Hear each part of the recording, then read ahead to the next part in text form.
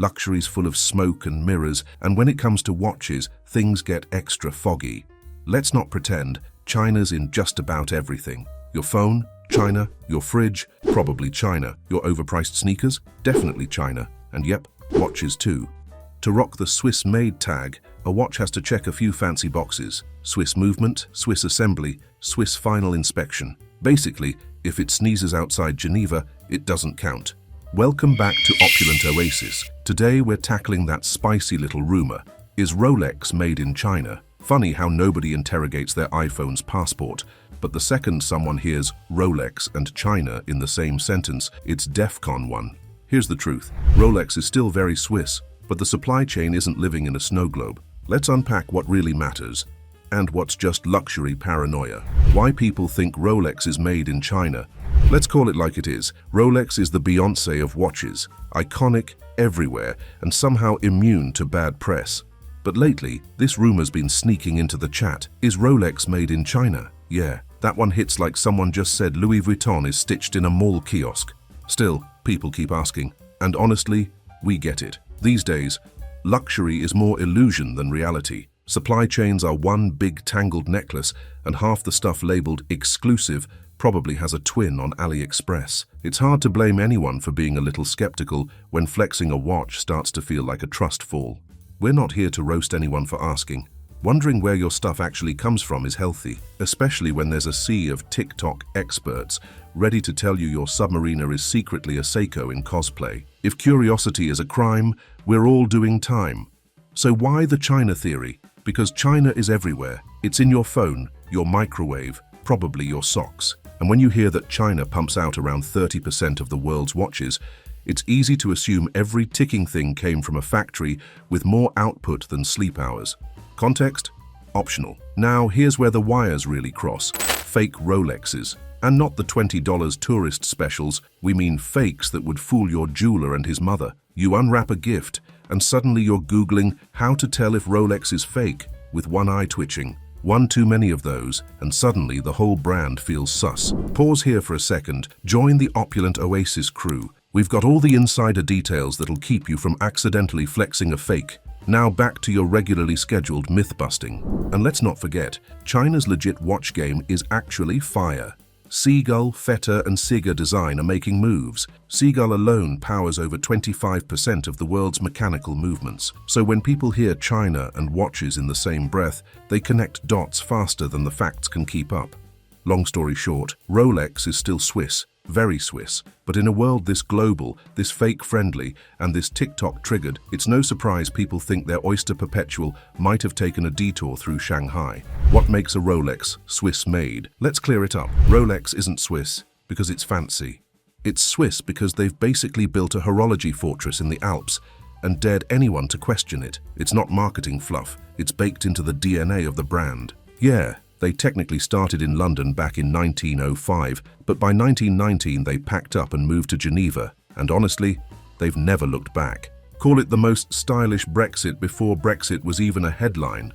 The Swiss have been calling Rolex theirs ever since, and Rolex hasn't given them a single reason to doubt it. Now, Swiss-made isn't just a flex, it's a legal badge of honor. There's a legit checklist. The movement has to be Swiss. The casing and final assembly must be done in Switzerland. The final inspection has to happen there, and at least 60% of the manufacturing cost must stay within Swiss borders. Basically, if your watch wants the label, it better earn it like it's applying for dual citizenship with the Swiss government. Rolex doesn't just meet these standards, they eat them for breakfast. Over 90% of a Rolex's value comes from Swiss-made components and processes. Movements, made in-house, cases and dials, also in-house. Bracelets, yep, those too. Rolex doesn't outsource.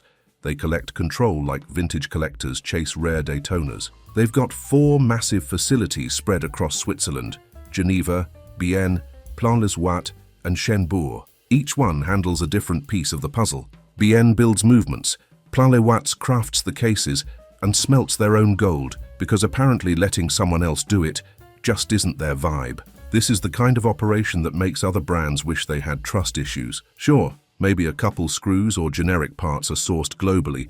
Welcome to the reality of modern manufacturing. But the parts that actually make a Rolex, the movement, the finishing, the obsessive quality control. That's all Swiss, all Rolex, and probably costs more to produce than your first car and your second one combined. Fake Rolexes and the confusion they create. So, are some Rolex parts made in China? Sure, maybe a screw here, a gasket there, tiny, behind-the-scenes stuff.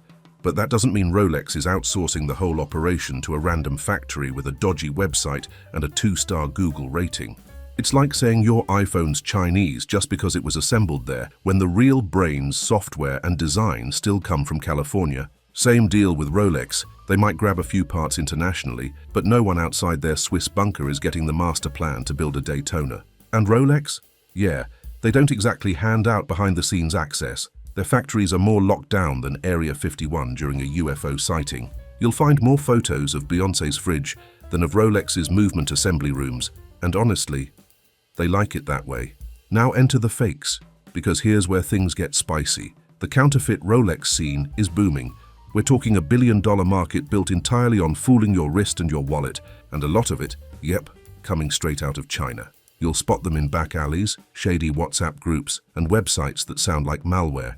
At first glance, they look real, until you notice the second-hand ticks instead of sweeps, or the logo is slightly drunk. It's like watching a knockoff designer bag try to spell Gucci. They sell for $50, maybe a few hundred if it's a super clone, but the real damage comes when people start thinking every Rolex is suspect. Just hearing Rolex and China in the same sentence can send casual buyers into a full identity crisis. So why does it matter where a Rolex is made? Because when you drop 5 figures on a watch, you're not just buying steel and sapphire, you're buying into a legacy that's been aging in Swiss perfectionism like a bottle of stubborn wine. Swiss-made isn't just geography, it's the brand. You want it built by people who've been obsessing over timekeeping since before your grandpa was born. A mass-produced watch, even a solid one, just doesn't carry that same flex. And that's why Rolex is still king. In a world of Bluetooth, AI, and smart everything, they've stuck to the old ways and crushed it. In 2023, they weren't just the top watchmaker. They were named the most reputable company in the world. That's right, not just in watches, in everything. Try faking that. So are Rolex watches made in China. Number, maybe a few bits are sourced abroad, welcome to modern supply chains, but the stuff that actually matters, the movement, the case, the assembly, the finishing, that's all Swiss. Like annoyingly Swiss. Because when you're buying a Rolex, you're not just buying a watch, you're buying peace of mind. You're buying the confidence that it didn't roll off the same line as someone's Rolex. And honestly, that peace of mind is worth every tick. So, is Rolex made in China? Nope. But it's funny how nobody grills their phone or sneakers this hard, yet when it's a Rolex, suddenly everyone's a detective. The truth is, with Rolex, it's not just about telling time, it's about how it's made, who made it, and why it still matters.